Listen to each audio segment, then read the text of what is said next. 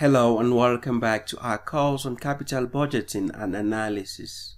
In this section, we are going to talk about sensitivity analysis. Basically, sensitivity analysis helps analysts and senior management to take a better and more informed decision. It shows the impact on a dependent variable resulting from changes in one or more independent variables at a given point in time. In this case study of capital budgeting analysis, our net present value is the dependent variable because the degree to which the net present value can change will depend on other factors or independent variables such as the weighted average cost of capital of the company, the sales growth rate, the net working capital investment, and the cost of goods sold. So the general idea about sensitivity analysis is how the output of a given process will perform given our inputs. Let us make a practical example in our spreadsheet.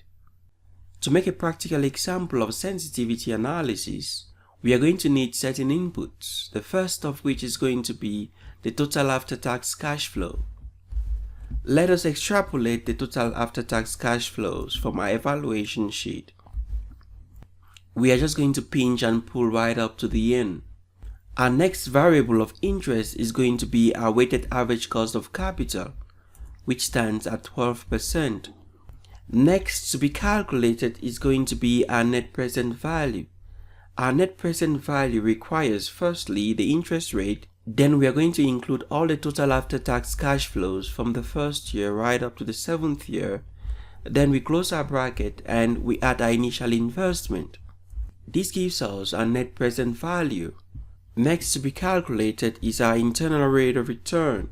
Our internal rate of return basically requires us to extrapolate all the values of our total after-tax cash flows from period 0 right up to the last period.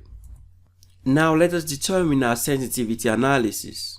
We are going to label this part as the weighted average cost of capital, and we are also going to label the next part as a net present value.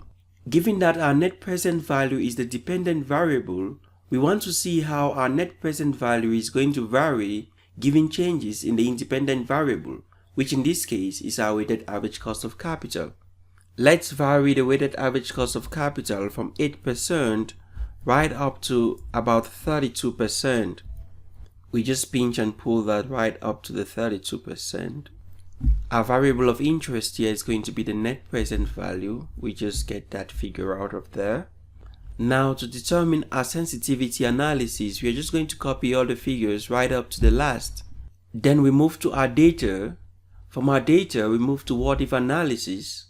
From what if analysis, we choose data table. Then we realize that we are supposed to fill in two inputs. Now we should note that our sensitivity analysis in this situation just have one dependent variable and one independent variable. Here we are being asked of the independent variable, and our independent variable in this case is a column which comes as the weighted average cost of capital. So we just extrapolate the weighted average cost of capital, which stands at 12%, and we press OK.